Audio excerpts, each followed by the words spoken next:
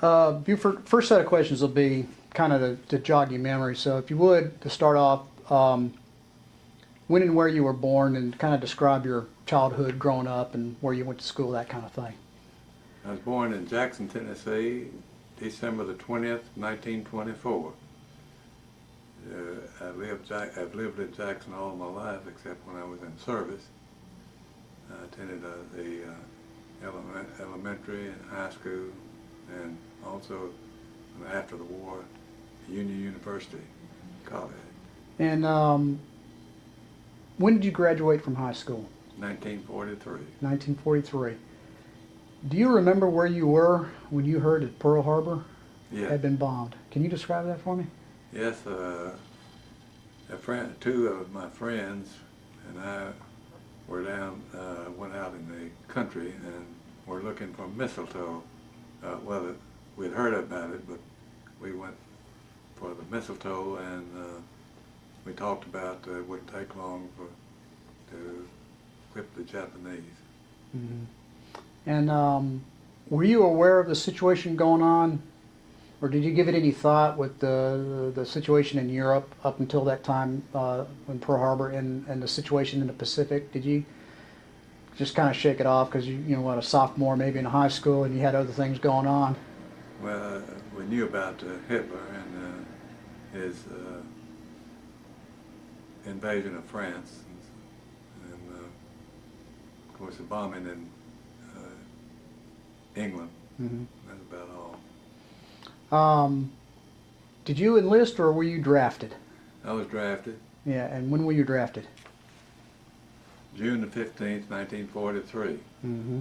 I was called in February, but they allowed seniors to finish their graduation, and I graduated May the 28th and was called June the 15th to report. Where did you do your basic training? Do you remember that? Fort Custer, Michigan. Mm-hmm. I was inducted in Fort Oglethorpe, Georgia, and sent to Fort Custer and trained as a military police escort guard, mm-hmm. which was part infantry training because we were supposed to go to Europe and for guarding prisoners, directing traffic, and so forth. But they were sending the German prisoners over here then, so they sent our company down in Texas and stayed there about a year, mm-hmm. and volunteered for the infantry. Mm-hmm. 6 others, myself, right, volunteered, and all of us were sent to the 70th Division. That time you were in Texas, were you guarding the German prisoners? Yes. Well, what was your enlisted men? Enlisted men. What was your impression of the Germans and the prisoners at that time? I know the war was still going on, but I guess you got an early look at German soldiers before some of your comrades did.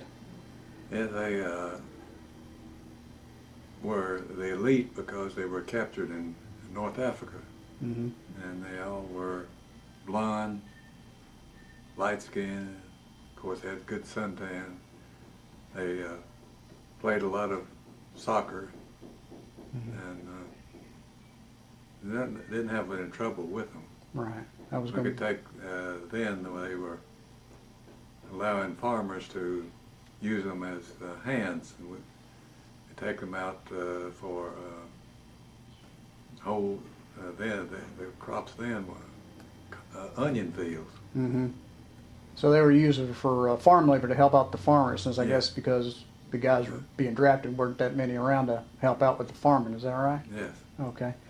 So you volunteered, you signed up with the infantry, and you got sent to the 70th, and that was the latter part of 43 when you arrived up there? No, it was 44. 44, okay. So you trained at Adair for a while. The reason we volunteered because we were tired of so much guard.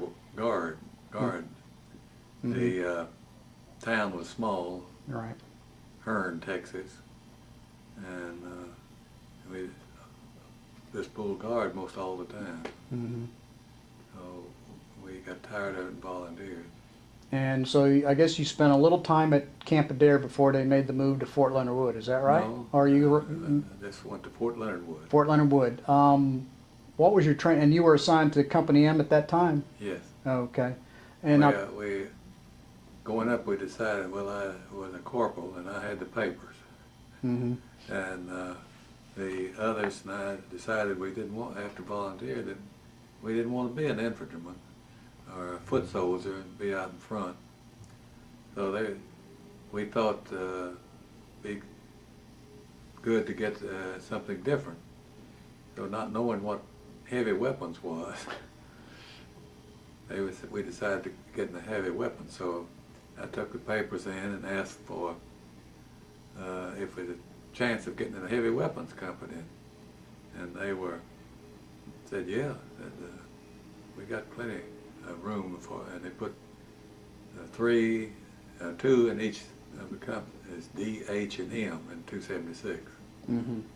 So briefly describe, for those that won't know, they have no concept of Army, but describe briefly a heavy weapons company and what that is. The heavy weapons company has three platoons. Two platoons of machine gun, which 8 sections. Each platoon has two sections of 2 squads each. And there's a mortar, 81 millimeter mortar section, which has 6 squads. One platoon has 6 squads, two mortars in each squad. I guess that's about it. And were you... The machine gun is a water-cooled machine gun, whereas the infantry company has an air-cooled machine gun. Okay. So were you assigned as part of a machine gun section, or were you with the mortar section? I was the 1st platoon, 2nd section, which was the 3rd squad. Mm-hmm.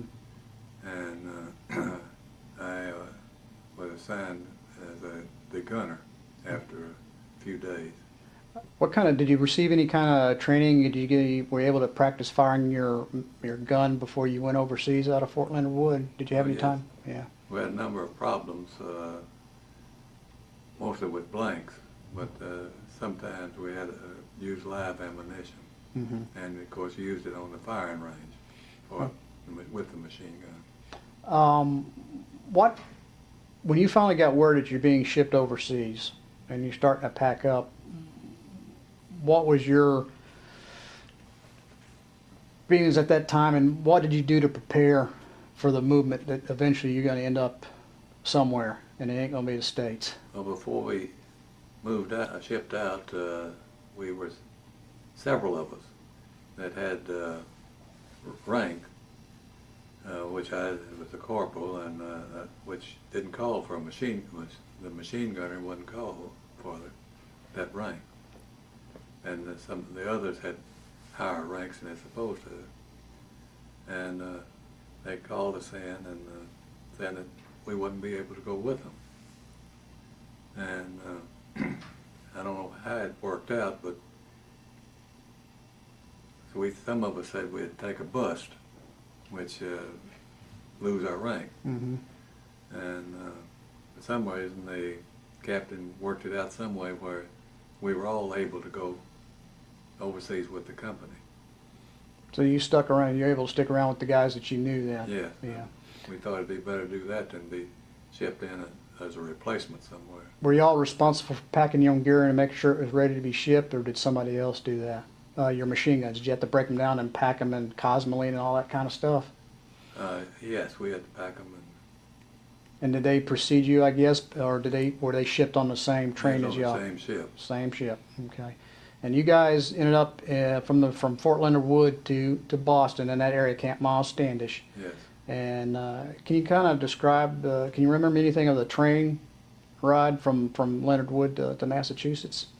You recall any of that? I know the route. Yeah. We went up through Chicago and Detroit and across the southern part of Canada, and I guess at Buffalo, and on through New York to Miles Standish, Connecticut. How were the conditions on the train? Were you packed, or were you comfortable, or as best as The well? best I remember, it was packed. Yeah, it was packed. Yeah. Can Can you recall how long you were at Malastanish before you guys boarded the ship and started heading out? 7 or 8 days. Mm-hmm. I don't remember exactly. We had one 4-hour pass into Providence or Boston. I went to Providence. Mm-hmm. Saw a movie. Yeah, did you? You're finally on the ship and you're shipping out. Did you have any idea where you were going at that time? Where exactly did you guys think, okay, we're heading to Europe since we're leaving the East Coast, or sometimes rumors get crazy? No, but the rumors were Europe because we had our ODs on with the wool uniform. Mm-hmm. We thought that we'd have khakis if we were going to the Pacific. Right, a lighter uniform. What were the conditions like on the ship? What was the name of the ship that you went on? Can you recall? West Point. West Point. And it was formerly the USS America, mm-hmm. and they changed the name when yeah, so the Navy or Army took it. It was a luxury liner. I don't know who. Yeah, was somebody. in charge of it. It was a luxury liner at one time. Then. Yes. What were the conditions like? What was that trip like across the ocean? It was very crowded with fold-down bunks about 4 high and very little space between them. Mm-hmm. Had full bulk duty, had his two on the doors in case of attack, or you'd have to seal the doors off, mm-hmm. the sections off in the ship. The showers were salt water, Mm-hmm. which had to have saltwater soap like Mm-hmm. to take a shower. Other guys that were kind of, there was a lot of people who got seasick. Were you one of those that got seasick, or were you okay? Yeah, I was one of them. Right after we left Boston, we had the evening meal, and right after that we left and got waves. The ship, we were in the bow of the ship, our company, and I got sick for about 3 days, and then got better. Mm-hmm. Was able to pull the bulk duty then when Yeah. my turn came up. I guess you got your sea legs. So we didn't go up topside but twice, I think it was. Mm-hmm. Did the conditions kind of even out? Did it get better as the trip went on? Was the sea as rough? Can you recall? Because if I remember, it was kind of rough the whole trip. No, it was like a cruise ship, I guess you'd say. So in the bow part, it was maybe because we had more people on it, Mm-hmm. and but it was rather smooth. Mm-hmm. And when you're finally looking at the coast of France, once you get there, what were your thoughts as you're debarking and heading up to CP2, and here you are? Okay, we're getting close. We went through the Straits of Gibraltar, Mm-hmm. and that was in the afternoon, and actually we landed at Marseille at dark, and we couldn't dock because of the French had scuttled a lot of ships there, or their navy there. Mm-hmm. So we had to go in by launch the next day, and was took my truck to about a camp, open camp. Mm-hmm. CP2? Our field, yes. Mm-hmm. And up, I don't know, 5 or 6 miles away. So Mm-hmm. What were the conditions like up there at that camp that you remember? terrible. It's cold and wet. The ground, we had to sleep in pup tents, put up our tents, and the ground had a lot of rocks and gravel on it, and it's cold at night. Mm-hmm. Before we left, it began snowing. I believe it was December the 22nd, something Mm-hmm. like that. Now, did you go up in the 40 and 8s after you left CP2, or were you motor convoy? I went with motor. The machine gunners, the rest of the company, that is not, except the machine gunners, Mm-hmm. went up on the 40 and 8. Mm-hmm. but the machine gunners and the driver and assistant gunner went by their jeep. Each machine gun had a jeep Okay. and carried ammunition, and they had a pedestal in the middle with a machine gun mounted for case of air attack. And it was awfully cold because you had to have the windshield down. And it was, as I said, it was snowing before we left, and got worse as we went up. Because this was immediately after the, well, about a week after the Battle of the Bulge started, when the 16th, I believe it was. What tricks did you apply to just try to stay warm, or was it just impossible just to get that comfortable feeling? Have all your clothes on that you are issued just about. And about the only thing I remember is that I didn't smoke, but I began a little while to keep my hands warm. But I never did, I don't guess, inhale, because I never get the habit of smoking. But it was good to light up and keep your hands warm. That's good use of a cigarette if you don't smoke. That's for especially in cold weather. What were your thoughts as you're finally digging in? You get your first position, knowing full well you're close to facing the Germans for the first time. Did you give that any thought, or did you just try to stick to your job? Well, I guess you just stick to your job, wait for orders to do what you had to do. We went up to a little town, let's see, what, I can't think of the name of the town, before we went to Wingate. And I wasn't, my section wasn't in Wingate when it was attacked. Right. And the first section was in there. In fact, our first casualty was, the first section was the night that the Germans attacked. Okay. They called us. We went in the next day. Do you recall that day? Was it like January 5th or 6th or somewhere? Do you recall? About the 5th, I About the guess. 5th, yeah. I think they attacked the 4th. Do you recall that first time you ever had to pull that trigger and actually fire your weapon in combat? Yes. Can you kind of describe the situation, what was going on? Well, it wasn't actually, was more, I guess you'd say defense. We, I was attached to, my section was attached to L Company, and we went around to the northwest side, I believe it was, of Wingate, and we're in a little pine grove, and the Germans ambushed us, killing some of the L Company. But we were trailing them, and we were pinned down for a couple of hours before we ordered to pull back, and we set up on the hill that we'd already gone down and gone up again, and set up in defense, and we fired then. For those that don't know, I don't know what section of Tennessee you were from. Was it kind of hilly, mountainous a little bit? No, I'm in West Tennessee, and it's rather flat. Rather Up to flat, Mississippi, okay. What do you between think? Nashville and Memphis.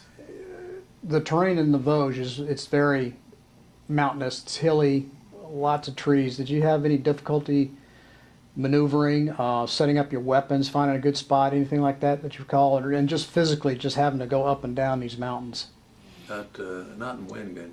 It wasn't too hilly. But after that, we went up in the Vosges Mountain, and that's where it was really steep, more like East Tennessee.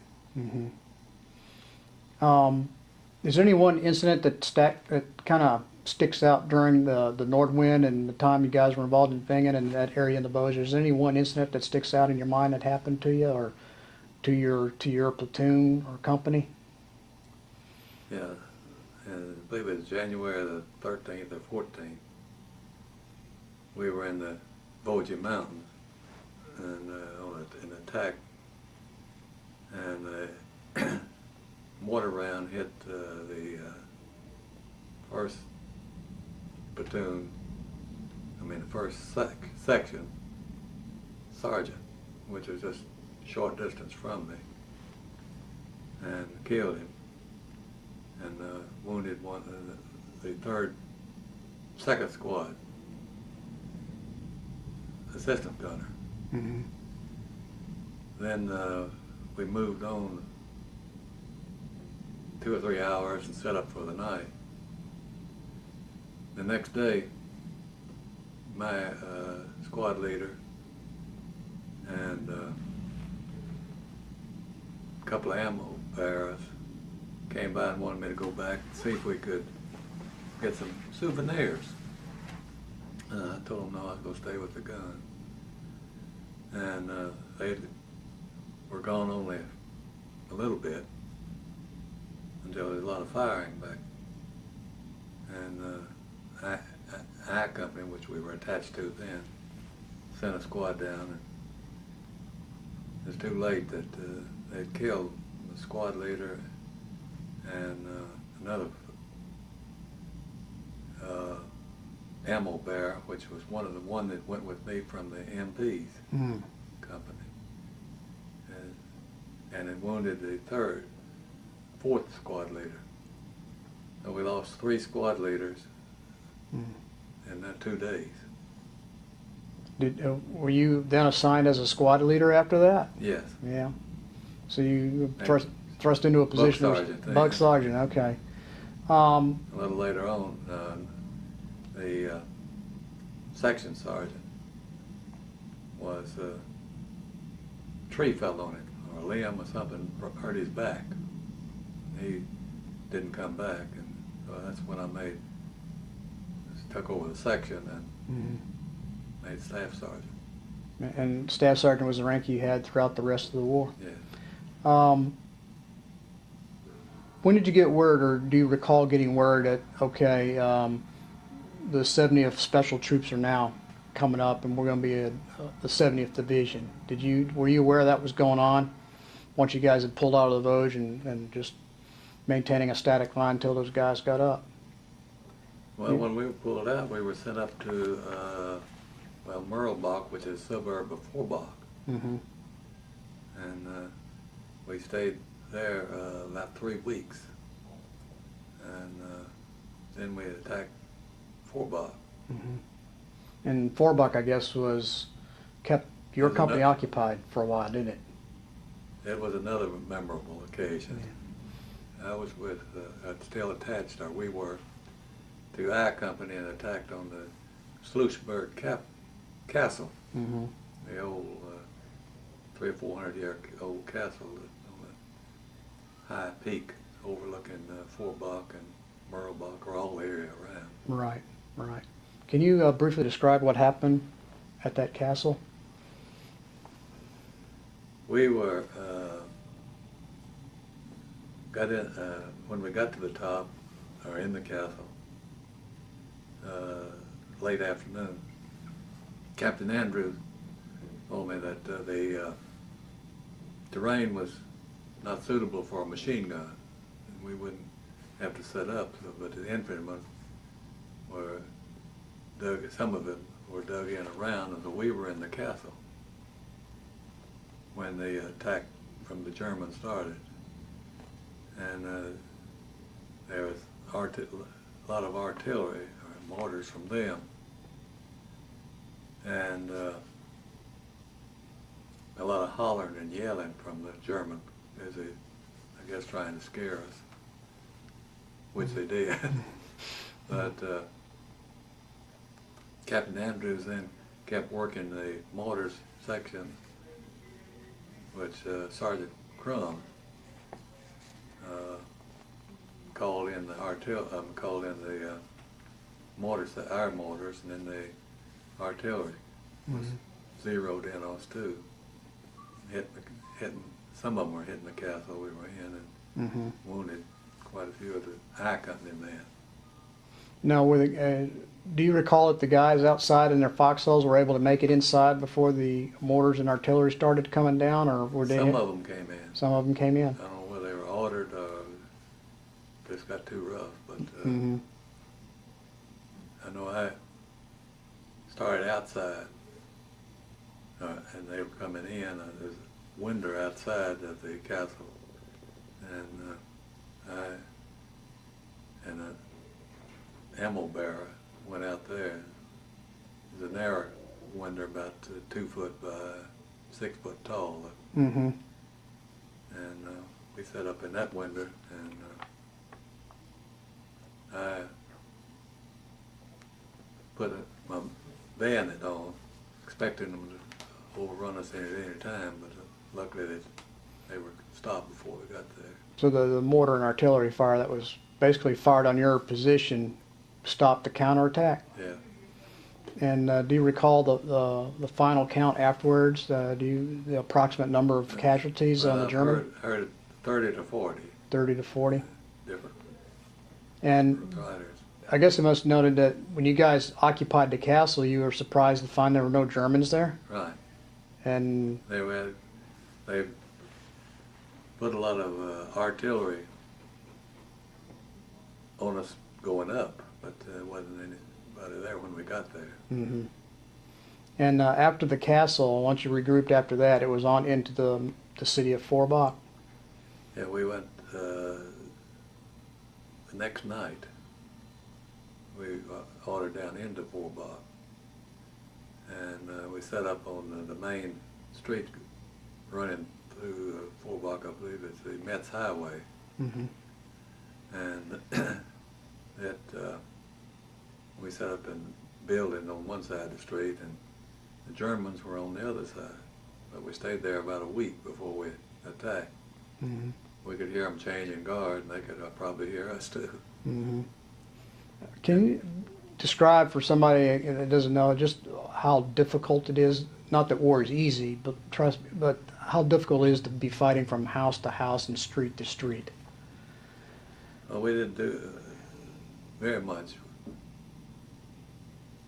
I know you kind of supported the infantry, with our but company, yeah. I mean, we didn't go in and search the rooms or anything like they did. But we set up there, and then we were ordered to go to the left. I don't know what little town it was, from Forbach back west. And that's when we were set up in our house one night. We had the gun upstairs, and someone come bursting through the door hollering, and we thought it was a German, and almost dropped a grenade on him. We come to find out he was a replacement,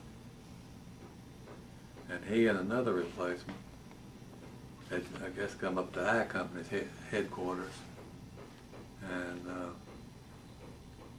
they told them which house we were, maybe a block away or on the corner or something. Anyway, they were fired on, and he was killed. One of them was killed. I don't know whether it's friendly fire or the German, but he was back about a block behind us.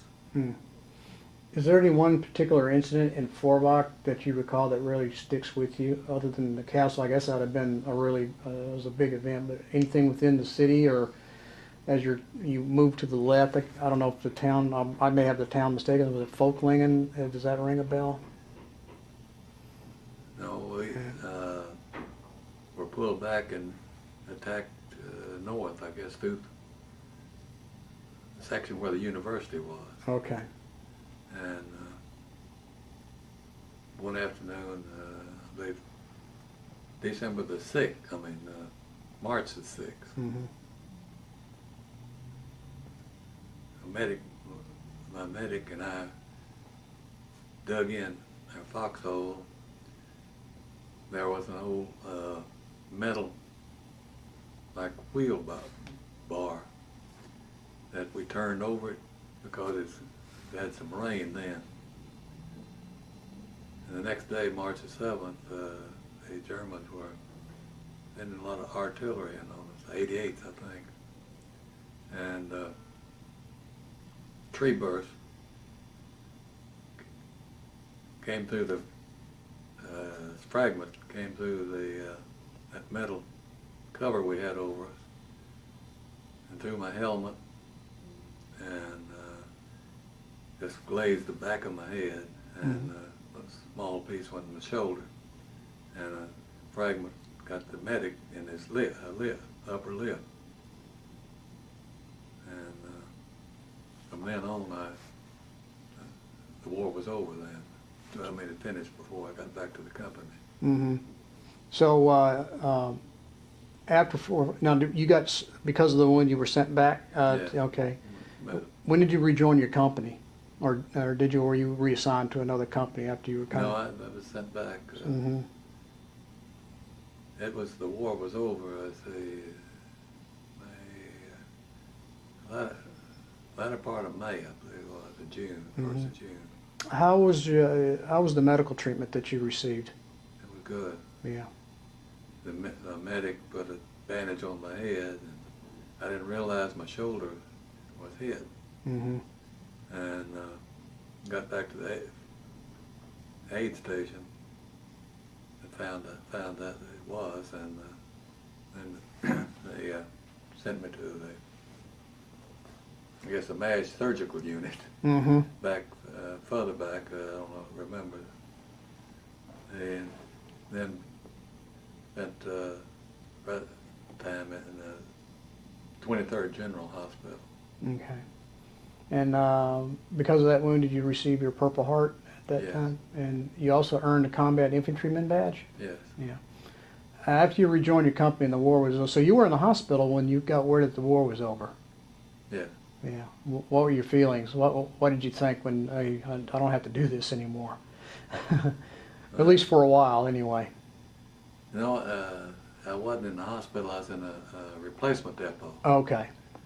And the sergeant announced, oh, excuse me, I'm thinking of when Roosevelt died. Oh, okay. I want to ask you about that in a second. But the end of the war In the in hospital, Europe. yes. Yeah. Now, as for Roosevelt, Roosevelt. where were you? Yeah, let's finish with the end of the war in Europe, in May, early May. So where were you in early May? Were you in the replacement depot, or were you still in the hospital in early May? Can you recall? No, I was on the way as a replacement depot. Okay. Roosevelt then in April. Is it Worms, Germany? I'm not sure. WRMS. I believe so. Yeah. Yeah. We had to march, and you can imagine replacement depot people without any weapons or anything, marching around the square in that town. Mm. Now, you mentioned Roosevelt, and you recall where you were when he was when he found out where he had Yeah, it was died. another. Well, you go from one replacement depot to another until you get back to the company. Mm-hmm. And the sergeant, one morning, the morning after, announced to the platoon, well, it wasn't a platoon then, as we'd lined up for the mess hall, that he had died. And what ran through your mind? What did you think when you heard that? What kind of reaction did you have? Do you recall? Well, everybody was saddened. Mm-hmm. And, very few knew who the vice president was. Mm-hmm. But, This is the only president you knew at the time, didn't you? This is the guy that was running the show for 4 terms, and yeah. I guess basically guiding the country through, and almost a father figure to a lot of people, I would assume. Yes. How long were you in Europe before you were sent home? You mean After the altogether or war, after yeah. the war? No, No, I stayed after over once for, once the war was over. occupation Right. until March the 28th, I think it was, we left. No, 46. March the 28th when we left, when I arrived back in the States. And this was 1946. Yeah. And then Discharged April the 1st. April the 1st. And